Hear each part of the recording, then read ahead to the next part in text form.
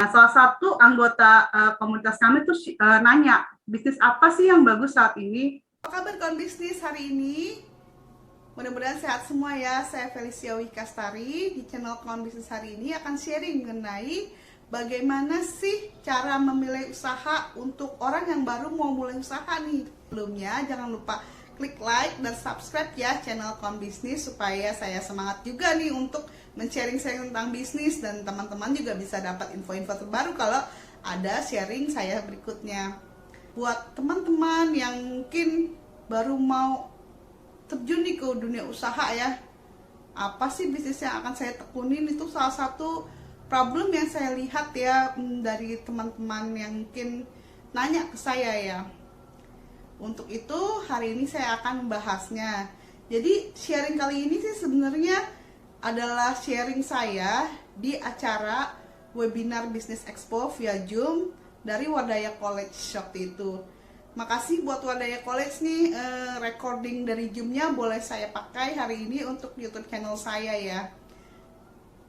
Buat yang mungkin belum tahu Wadaya College itu adalah kursus yang menambah keterampilan ya buat teman-teman yang mungkin pengen tahu tentang coding dan lain-lain, juga kursus buat anak-anak yang pengen masuk universitas maupun juga pengen memenangkan lomba olimpiade matematika, fisika, dan kimia.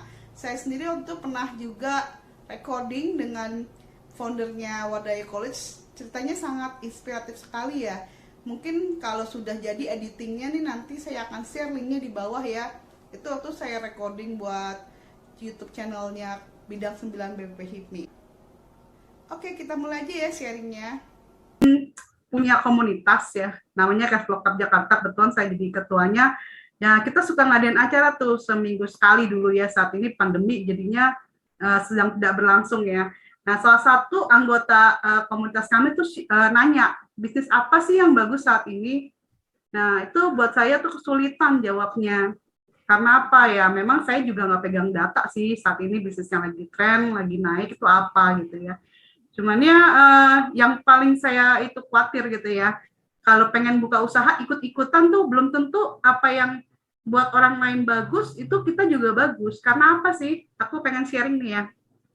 Jadi 3 hal kita yang harus diperhatikan dalam memilih jenis usaha. Yang pertama itu passion. Jadi passion itu orang apa yang membuat kita bersemangat, punya purpose tertentu. Jadi melakukan segala sesuatunya dengan bersemangat. Yang kedua itu skill. Skill itu adalah keahlian kita ya. Jadi kita bisanya apa sih paling hebatnya kayak gitu. Yang ketiga itu opportunity. Ada nggak sih marketnya untuk bidang usaha ini? Gitu sih. Nah, kalau bisa sih ya kita milih jenis usaha tuh di lingkaran yang D. Mungkin teman-teman bisa lihat ya, ada A, B, C, dan D. Nah, di D ini yang paling optimal ya kalau kita mau mulai usaha. Kita punya passion-nya, terus kita punya skill-nya, dan market-nya juga ada ya. Sebentar, saya nyalain AC ini kayaknya agak panas sebentar ya.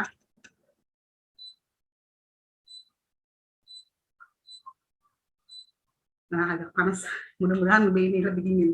Nah, jadi kalau kita punya passion sama skill, tapi nggak punya opportunity seperti yang di lingkaran antara passion dan skill itu yang A, itu kita bisa aja sih bagus ya produk kita, tapi itu kita bisa jadi usaha kita itu nggak berkembang karena nggak mendapatkan penghasilan, nggak dapat uang ya, karena nggak ada marketnya.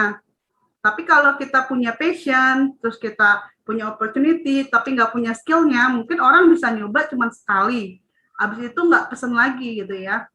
Kayak misalnya kita jualan makanan, opportunity-nya ada nih, banyak yang pengen beli mie ayam contohnya ya. Passion kita semangat nih, bikin makanan, senang masak. Tapi kita nggak bisa masaknya dengan baik. Yang ada orangnya mungkin pesan sekali, nggak pesan-pesan lagi kayak gitu kan ya. Nah, yang sebenarnya bagus juga nih yang ada skill dan opportunity aja yang C. Itu tapi kalau kita nggak punya passionnya, kita tuh nggak bakal bisa menjadi usaha yang hebat. Karena apa? Kita jadi males-malesan ngerjain yang nggak punya passion, yang penting kerja aja gitu. Mungkin bangun pagi juga nggak semangat ya, kayak gitu. Next ya. Kita mungkin untuk mempelajari, kita punya skill nggak sih untuk di usaha tersebut? sebenarnya lebih gampang sih untuk mengetahui skill yang dimiliki. Yang mungkin kita bisa tanya teman-teman, kalau misalnya kita pengen jualan makanan, kita bisa tanya, masakanku enak gak gitu ya, ke teman-teman kayak gitu. Yang kedua, kalau misalnya kita nggak punya skill, tapi kita bisa ngelatih loh, mengembangkan skill ini. Kan teman-teman di sini banyak yang pelajar juga ya. Ini punya waktu untuk gimana sih supaya kita mendevelop skill yang kita miliki. Misalnya dengan ikut Wadaya College misalnya ya. Terus bisa juga magang mungkin ke perusahaan-perusahaan yang memang kita pengen ya bergerak di bidang tersebut. Yang ketiga nih, kalau udah kita nggak punya skill gitu terus ya, kayaknya ngembangin skill juga susah nih. Bisa juga kita kerjasama nih sama orang yang punya skillnya gitu ya. Tapi ya mungkin kalau untuk partnership ini kayaknya perlu ya kita hati-hati ya untuk berpartner dengan orang. Saya sebenarnya ada YouTube channel, saya sharing gimana sih kita memilih partner yang baik gitu ya. Mungkin nanti saya akan share ya untuk YouTube channelnya. Yang pasti sih kalau kita pengen punya partner itu selain kita juga cocok sama partnernya, kita juga harus tahu ya orangnya kayak gimana sih. Mungkin kita tahu dia orangnya ya sama kita baik, kita belum tentu juga nanti kalau kita udah usaha bareng itu orangnya jujur misalnya. Atau juga partnernya mungkin skillnya kalau bisa berbeda dengan kita jadi bisa saling melengkapi. Jadi jangan-jangan sama-sama mungkin jagonya masak gitu ya, sama-sama jago masak, terus nggak ada yang bisa accounting-nya misalnya ya, bisa saling melengkapi. Yang selanjutnya itu bagaimana sih kita bisa tahu ada market nggak sih untuk bisnis ini? Sebenarnya saat ini ya, itu saat yang tepat sekali sih kita untuk mulai usaha. Kenapa sih? Karena kita nggak harus kayak dulu untuk bikin market research tuh perlu biaya yang besar ya. Kita bisa langsung aja kita lihat di marketplace online itu. Contohnya biasanya saya jualnya di Tokopedia salah satunya ya. Nah, kita bisa cari nih, misalnya saya kemarin kebetulan ada ngelihat opportunity atau market jual green screen ya. Karena saya juga butuh nih untuk belakangnya ada tulisan Wadaya College nih ya. Sebenarnya belakangnya ini green screen gitu kan. Kayaknya Wadaya College juga sempat beli green screen dari kita ya kayaknya. Nah, itu saya lihat di marketplace tuh lagi laku gitu ya. Saya lihat terus udah gitu, ini trennya masih lama atau enggak, itu kelihatan juga dari reviewnya. Kalau reviewnya itu misalnya baru tanggal kemarin, berarti yang review kemarin tuh udah banyak juga, berarti ini baru-baru ini nih lakunya. Gampang sekali sih sebenarnya untuk saat ini gitu ya. Terus langsung kita bisa juga tes jualan di marketplace. Misalnya langsung aku jual green screen tuh aku jual langsung masukin ya, ini ada jual green screen. Nah, itu laku apa enggak? Kalau banyak yang beli, berarti kan ini pasarnya ada gitu sih. Gampang sekali sih sebenarnya. Kayak gitu. Mungkin nanti kalau ada teman-teman yang mau tanya, bisa chat juga ya di Bu Stella ya. Terus nanti kita ada sesi tanya-jawab. Dan nomor pertama ini saya belum sharing ya. Kita juga bisa langsung tanya pada potensial customer. Ini bisa kayak kita melakukan riset ya. Kita bisa tahu nih gimana sih pain point-nya orang tersebut. Pain point apa sih ya? Pain point itu adalah apa yang dia rasakan kesulitannya. Contohnya kalau misalnya GoFood ya, kita mau bikin GoFood perusahaan, contohnya ya ini ya. Bikin GoFood, ini kita bisa tanya nih ke ibu-ibu yang mungkin nggak biasanya masak gitu ya. Biasanya suka beli aja. Kita bisa tanya, kenapa sih ibu beli, kenapa nggak masak sendiri Bu, misalnya. Mungkin dia bisa jawab, saya nggak masak sendiri karena saya nggak sempat nih waktunya, saya kerja, ya, jadi sibuk, nggak sempat masak, kayak gitu. Oh ya, oh begitu Bu. Nah, setelah itu kenapa Bu nggak mau masak sendiri? Kita tanya lagi ya, kita gali terus why. Why-nya kenapa dia nggak masak sendiri contohnya. Ya, mungkin dia bilang, oh saya emang nggak punya keahlian masak juga sih, misalnya ya. Oh berarti ini memang ada pain point dari orang-orang kalau kebutuhan beli makanan ya via ojek online misalnya. Kayak gitu. Yang selanjutnya nih yang paling sulit sih, kadang-kadang yang untuk tahu passion-nya, mungkin juga kayak Dokter Anton, aku dengar ceritanya kemarin itu memang juga bisa jadi itu petunjuk Tuhan juga ya Dokter Anton ya. Iya Ketua Felis. Iya, petunjuk Tuhan. Tapi kan mungkin ya, kita udah berdoa terus kira-kira belum dapet nih apa sih passion saya, purpose saya apa. Nah, kita bisa membantu dengan pertanyaan-pertanyaan ya untuk menggali gitu ya. Ini saya tulis 5 pertanyaan, mungkin kalau ada teman-teman mau coba ya, coba jawab gitu ya. Mungkin di kertas sama pulpen tulis ya. Yang nomor 1, saya kasih waktu aja mungkin ya, teman-teman bisa berpikir sendiri atau mungkin catat pertanyaan nanti dijawab. Yang pertama itu adalah, if you have to teach something, what would you teach? Atau bisa juga dibahasakan ya, if you could get a message across to people, ya kok agak ketutupan, what would your message be and who would those people be? Siapa sih yang pengen kita ajarin, terus kita ngomong apa sih, kayak gitu ya. Mungkin dijawab dulu ya, mungkin kasih waktu deh untuk nyatet pertanyaan, mungkin dijawab nanti, nggak usah pikir terlalu panjang sih. Apa yang kita, biasanya yang baru semenit kita pikirkan itu yang pertama kali kita pikirkan itu biasanya yang jawaban sebenarnya dari hati kita gitu ya. Mungkin saya kasih waktu ya semenit ya.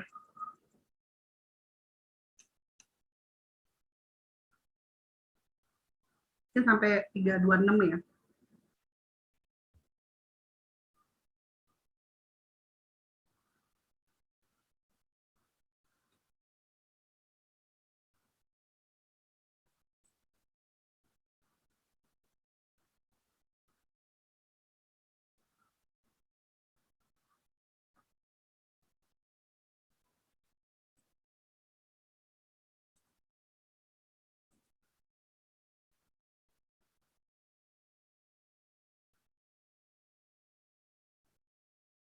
Kalau mungkin ada yang mau jawab, boleh juga nih, biar kita ini ya, sambil ngisi waktu gitu.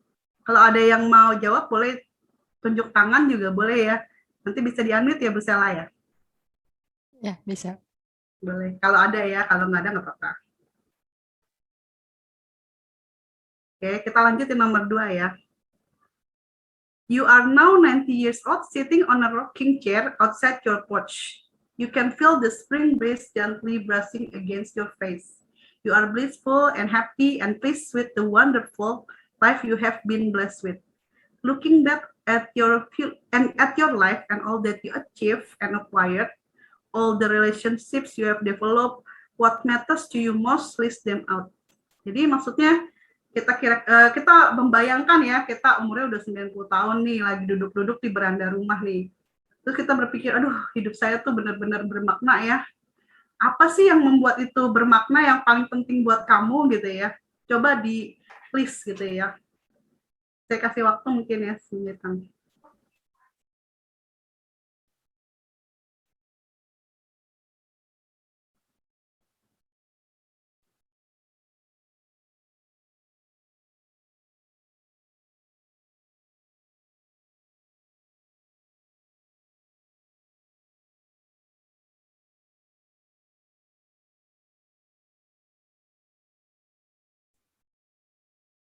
Kalau belum nanti mungkin dilanjutkan ya. Nanti dicatat dulu aja kira-kira pertanyaannya.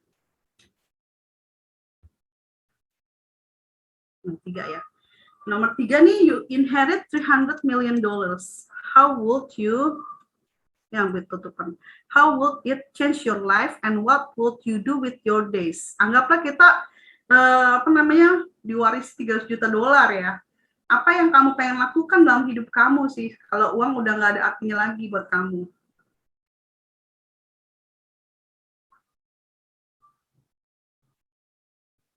Kasih waktu ya. Kalau ada yang mau sharing juga boleh sih, bisa tunjuk tangan.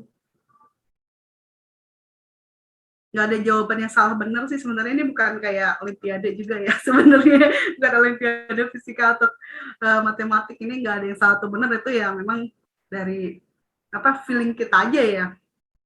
Kayak gitu.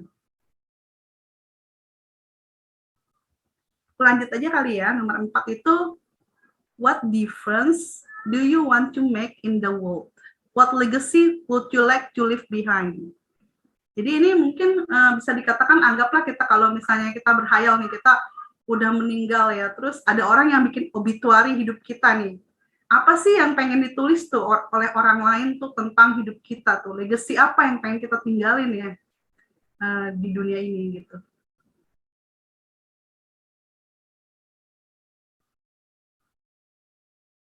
Kasih waktu ya.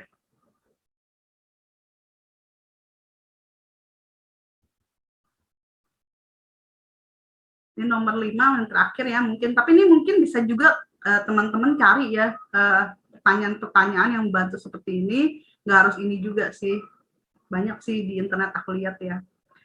Nah yang nomor 5 itu adalah if you had 5 years left to live, what would you do? Jadi misalnya jangan sampai amit-amit membayangkan kalau misalnya kita hidupnya tinggal sebentar lagi, apa sih yang pengen kita lakukan dalam sisa hidup kita gitu loh, apa yang paling bermakna buat hidup kita.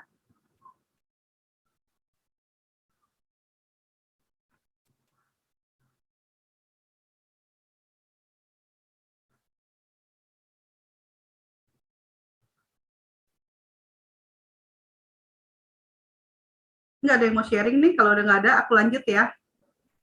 Nah ini dari purpose yang kita tadi jawab ya, itu kita bisa bikin usaha sesuai dengan skill tadi ya, skill terusnya passion atau purpose kita, dan apa namanya opportunity ya, itu dibuat dalam mission statement. Mission statement itu adalah dokumen tertulis mengenai apa yang jadi fokus tujuan dari usaha kita. Kenapa itu perusahaan kita dibuat, lanjut. Nah, ini ada panduannya sih sebenarnya untuk membuat mission statement yang bagus ya. Yang pertama itu menerangkan mengapa perusahaan ini ada di dunia. Tujuannya apa sih usaha ini? Anggaplah mungkin kalau Wadaya College gimana nih, Dr. Anton? Boleh ya aku sambil sharing aja. Dr. Anton ini contoh yang baik sekali sih sebenarnya, aku pernah sharing, dengar sharingnya beliau ya. Tujuannya apa sih gitu ya, Wadaya College ini ada di dunia? Kalau Wadaya College kan ingin meningkatkan kualitas pendidikan Indonesia dari Aceh sampai Papua, Ketua Felicia. Jadi gimana caranya, karena Indonesia itu kan negara kepulauan ya, besar sekali, terbesar keempat di dunia penduduknya, tapi kualitas pendidikan kita masih sangat rendah. Nah, makanya bagaimana kita bisa meningkatkan kualitas itu. Kalau SDM meningkat kan, pasti perekonomian meningkat. Istilahnya gini, kalau sekarang aja kita dengan kualitas SDM yang masih rendah, istilahnya karena ini ada datanya ya, itu kita masih top 20 GDP di dunia. Nah, kalau kita ningkatin lagi, pasti mestinya lebih bagus lagi dong perekonomian kita. Nah, apalagi kita kan mau masuk ke momentum bonus demografi nih, Ketua Felicia. Nah, makanya kenapa Wadaya Business Expo ini kita buat untuk merangsang banyak orang itu menjadi pengusaha, kayak gitu. Jadi ketika melihat nih, banyak contoh-contoh Ketua Felicia, terus dari banyak pengusaha, misalnya dari Mayora, terus dari pisang goreng madu Bunani, gitu kan. Nah, Kopi Tuku dan lain-lain, akhirnya banyak orang itu yang akhirnya, ternyata bikin jadi pengusaha itu nggak, maksudnya udah tahu tipsnya seperti itu ya. Nah itu yang kita ingin supaya banyak orang itu mendapatkan wawasan dari sumber yang tepat juga ya. Oke. Luar biasa nih Wadaya College. Jadi intinya Wadaya College itu menciptakan sumber daya manusia ya dari berbagai daerah di Indonesia, seperti itu ya. Memenuhi tujuan seperti itu gitu ya. Karena kan orang berpikir selalu pendidikan itu mesti yang kayak matematika, fisika, biologi, kimia. Enggak juga kayak gitu. Itu kan yang hard skill-nya. Tapi kalau soft skill kayak gimana? Kayak entrepreneur, terus leadership, public speaking, dan lain-lain. Itu. Ya. Makasih nih sharingnya jadi contoh yang bagus nih untuk purpose saat ini ya.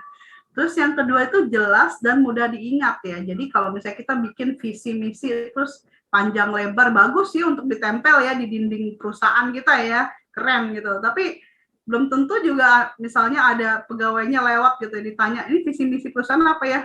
Aduh lupa deh. Jadi kalau dia sendiri lupa ya, pegawai sendiri lupa, terus bagaimana juga apa namanya dia mau menghayati ya apa yang jadi visi misinya itu dengan apa yang dia kerjakan kayak gitu.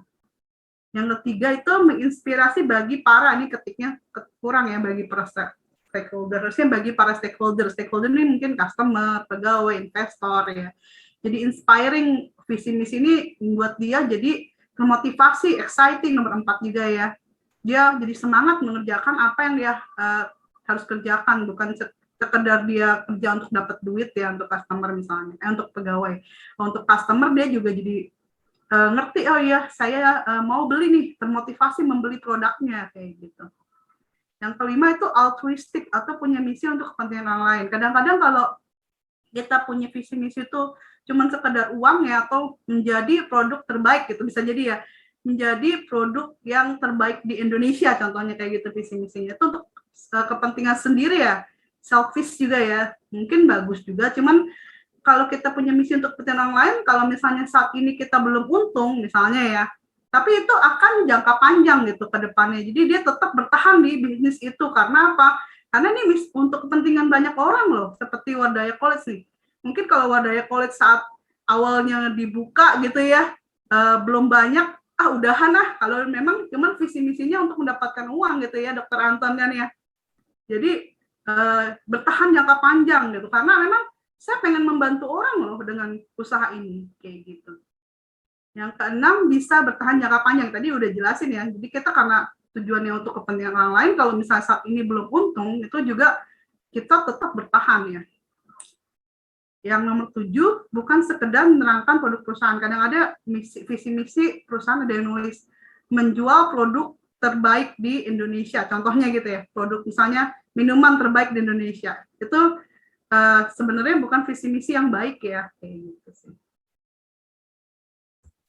Ini contoh visi perusahaan dari berbagai yang sudah terkenal ya.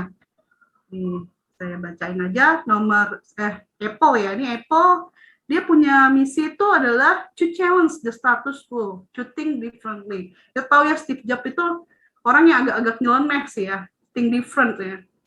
Jadi dia purpose-nya pribadinya dituangkan ke Apple ini. Yang kedua itu Starbucks, to inspire and nurture the human spirit, one person, one cup, and one neighborhood at a time. Jadi dia bukan bikin misi-misinya tuh menjual kopi terenak gitu. Bukan ya Starbucks ya, ternyata dia pengen menginspire ya human spirit. Jadi semangat orang itu jadi terbangkitkan dengan minum kopinya kayak gitu sih. Yang selanjutnya Disney, to create happiness for people all ages everywhere. Menciptakan kebahagiaan untuk semua orang di mana-mana ya. Bukannya dia tulisnya membuat film kartun yang paling bagus misalnya. Dia nggak nulis seperti itu. Yang selanjutnya Tesla. Tesla ini misinya ya, mission statement-nya to accelerate the world's transition to sustainable energy. Ini luar biasa nih kalau kita lihat contoh Tesla ya. Tesla itu kita lihat dia customer-nya agak-agak loyal ya, mungkin bahkan harganya mungkin nggak banyak yang bisa beli ya. Tapi orang tuh rela membayar mahal, udah gitu belum dapat barangnya, banyak yang pre-order kan ya. Kalau Tesla ini, karena mereka juga pengen punya vision purpose yang sama, yaitu sustainable energy, kayak gitu. Ini ada banyak lagi, aku nggak usah bacain semua kali ya. Yang selanjutnya itu mission statement itu perlu kita komunikasikan pada para stakeholder kita. Misalnya dengan buat story untuk promotional campaign. Kita udah punya visi misi yang inspiring untuk diri kita sendiri sih bagus ya. Cuman kalau orang-orang nggak tahu sih visi misi kita apa, itu kurang ya. Jadi kita buat story yang bagus untuk promotion campaign, terus membuat KPI. KPI apa sih?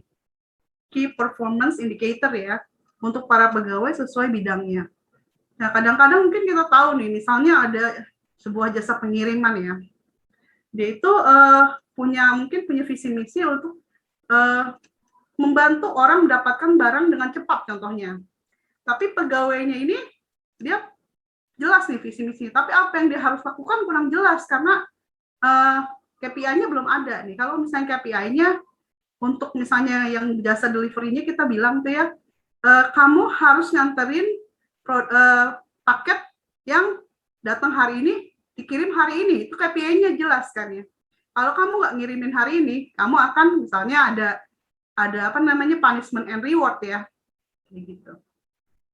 Yang selanjutnya adalah walk the talk ya, living and breathing dengan mission statement kita. Misalnya kita punya visi misi adalah untuk lingkungan hidup, tapi kita sendiri suka buang sampah sembarangan. Contohnya orang nggak ngelihat kita sebagai brand ambassador dari mission statement kita, kayak gitu. Nah, ini alasan-alasan ya, kenapa sih perusahaan usaha yang luar biasa bagus tuh butuh purpose.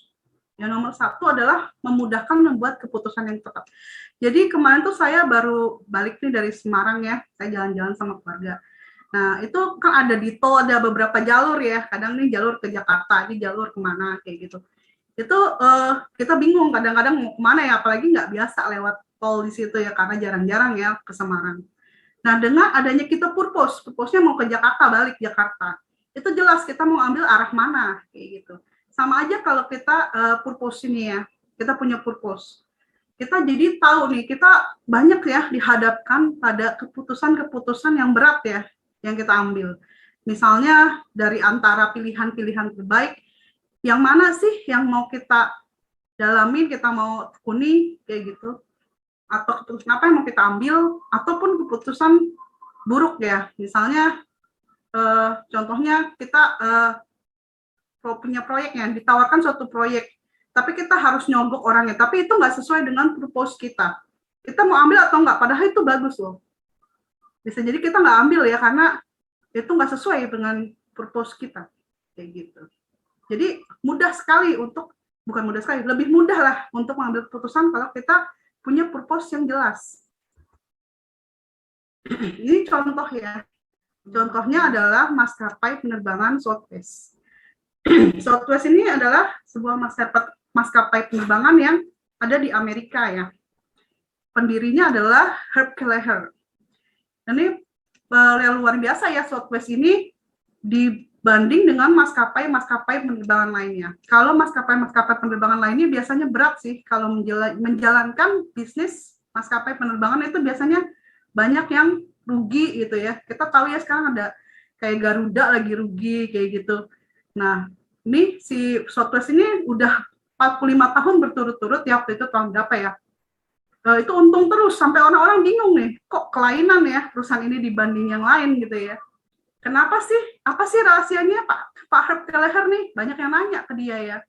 Dia bilang sih, oh sebenarnya rahasianya, saya bisa ceritain ini dalam waktu 1 menit, kata dia. Orang-orang heran ya. Apa tuh rahasianya? Oh, rahasianya kita cuma tahu itu kalau kita tuh punya purpose, visi misi tuh Southwest adalah penerbangan low cost, berbiaya rendah. Contohnya kemarin nih Tracy, dia cerita ya sama wartawan. Tracy nih direktur marketing kami datang, dia bawa survei, hasil survei ya. Kalau menyatakan orang-orang tuh lebih suka kalau saat penerbangan tuh makan ayam dibanding kacang ya. Kita biasanya si Southwest ini biasanya ngasih kacang goreng mungkin ya untuk penumpangnya ya. Jadi dia punya hasil survei, orang-orang lebih suka makan ayam sih sebenarnya. Si Tracy ngajuin nih ke si Pak Herb nih, lihat hasil survei dia nih, orang-orang lebih suka makan ayam. Oh iya, kalau menurut kamu gimana nih? Kamu purpose Southwest tuh purpose-nya adalah apa sih? Oh, penerbangan low cost. Jadi kalau kamu ngasih makan ayam ke penumpang-penumpang kita tuh, kira-kira gimana tuh? Apakah sesuai dengan purpose kita? Kata si Tracy, ya enggak sih. Jadi makin mahal ya biayanya kalau misalnya kita ngasih makan ayam dibanding kasih makan kacang sih. Jadinya si Tracy akhirnya memutuskan tidak memberikan ayam pada penumpang kayak gitu. Jadi jelas ya, dengan adanya purpose ini, apa yang harus dilakukan, pilihan-pilihannya walaupun itu baik, itu jelas buat pengambil keputusan di setiap bidangnya kayak gitu. Yang kedua, kenapa sih perusahaan kalau pengen besar itu, pengen great ya, itu harus punya purpose. Yang kedua adalah memudahkan bagi customer memilih Anda dan juga loyal pada brand Anda. Kalau kita lihat ini gambar ya, di supermarket lah rata-rata kita mungkin sering ya main ke Alfamart gitu ya. Ada banyak sekali produk-produk ya. Kita bingung milihnya apa sih, mungkin ada pengen makan kacang aja bingung, banyak pilihan kayak gitu kan ya. Nah, apa yang membuat orang tuh lebih memilih brand kita dibanding kompetitor kita? Nah, salah satunya adalah dengan adanya purpose. Gitu. Sorry. Ini aku kasih lihat apa namanya ya, salah satu study case yaitu sepatu Toms. Pendirinya adalah Blake McCoskey. Dia punya kegiatan itu adalah membagikan sepasang sepatu untuk setiap pasang sepatu yang dibeli oleh orang. Jadi ceritanya si Blake McCoskey itu datang ke Argentina ya, mungkin lagi jalan-jalan kayak gitu. Dia lihat tuh anak-anak di jalanan tuh pada banyak yang nggak pakai sepatu, nggak punya uang lah beli sepatu gitu ya. Mau ke sekolah juga jalan kaki kali, nyeker gitu. Nyeker tuh apa ya? Apa namanya? Nggak pakai sepatu gitu ya. Jadi dia kasihan tuh sama anak-anaknya ya. Terus dia berpikir bagaimana sih bisa nyumbang sepatu nih ke orang-orang, ke anak-anak ini. Dia nyiptain brand namanya Toms. Nah, orang-orang yang memiliki purpose yang sama, aku pengen nyumbang sepatu ke anak-anak gitu ya. Itu jadi pengen beli nih brandnya si Blake ini ya, Toms ini. Karena pengen harapannya adalah dia juga bisa menyumbangkan sepatu juga pada anak-anak miskin. Kayak gitu. Jadi memudahkan buat para customer untuk membeli juga ya. Yang ketiga yaitu adalah memudahkan merekrut karyawan dan pertahankan mereka. Saat ini mungkin karyawan juga banyak yang nyari kerja dan juga perusahaan juga banyak yang membutuhkan tenaga kerja. Cuman kadang-kadang tenaga kerja ini suka keluar masuk gitu ya, atau juga nggak semangat untuk kerjanya. Itu bisa dibantu dengan adanya purpose ya. Kalau kita punya purpose yang jelas, kenapa sih ya? Ini kita punya data ya dari majalah Forbes yang aku ambil ya. Milenial itu, generasi milenial tahun berapa ya milenial yang nggak tahu juga nih. Lebih loyal bekerja pada perusahaan yang memiliki visi misi yang sesuai dengan purpose-nya mereka, masalah sosial dan lingkungan misalnya. Dan saat ini juga apalagi Gen Z ya, yang kedepannya mungkin generasi Gen Z yang akan bekerja lebih banyak ya, yaitu dia lebih memilih pekerjaan yang punya visi misi yang sejalan dengan purpose dan value-nya dibanding mungkin gaji dan perks ya, perks itu ya, dibanding gaji dan dapat loyalty kayak gitu kali ya. Nah, jadinya penting sekali ya perusahaan punya purpose karena untuk menarik ini generasi muda, milenial maupun Gen Z untuk mau bekerja di perusahaan yang punya purpose yang sama dengan value-nya. Yang keempat yaitu kenapa sih perusahaan itu harus punya purpose untuk menjadi perusahaan yang hebat, yaitu perusahaan itu bisa bertahan lebih lama dan membuat inovasi. Ini ada hasil penelitian dari Harvard Business Review yang diterbitkan yang ditulis ya di websitenya Ernst & Young. Ernst & Young itu consulting company ya. Ini dia ada surveinya, ada perusahaan ya, dia mensurvei perusahaan-perusahaan yang punya pertumbuhan di atas 10%, pertumbuhan 0-10%, dan yang nggak mengalami pertumbuhan atau bahkan declining ya, sunset kali ya. Nah itu kalau perusahaan yang jelas ya purpose-nya dan dia juga mengkomunikasikannya, itu 10% pertumbuhan tuh 58% dari perusahaan yang mengkomunikasikan purpose-nya dengan jelas. Dibanding dengan 10% pertumbuhan, 42% perusahaan yang nggak punya purpose. Ini lihat yang paling atas ya, sorry ya, aku nggak bisa sambil tunjukin pointernya. Atau ini kali ya. Yang kedua itu adalah pertumbuhan 0-10%. Jadi ada 25% perusahaan yang punya purpose yang dikomunikasikan dengan jelas yang mengalami pertumbuhan 0-10%. Sementara itu hanya 16 yang tidak mempunyai purpose yang jelas ya. Yang nomor 3 itu yang flat atau declining growth itu bisa sampai 42% yang declining ya perusahaannya ya, karena tidak memiliki purpose yang jelas atau dikomunikasikan dengan jelas. Sementara memang ada sih ya sedikit ya 15% dari perusahaan yang declining yang punya purpose yang jelas. Sebenarnya sih udah selesai nih, cuman aku pengen bikin aja sih buat teman-teman review kembali ya apa yang di materi yang dipresentasikan tadi. Kita ada passion, skill, dan opportunity. Mungkin kalau bisa ada waktu ya, bisa sharing mungkin apa sih skill yang teman-teman miliki. Mungkin kalau pengen ngobrol boleh ya.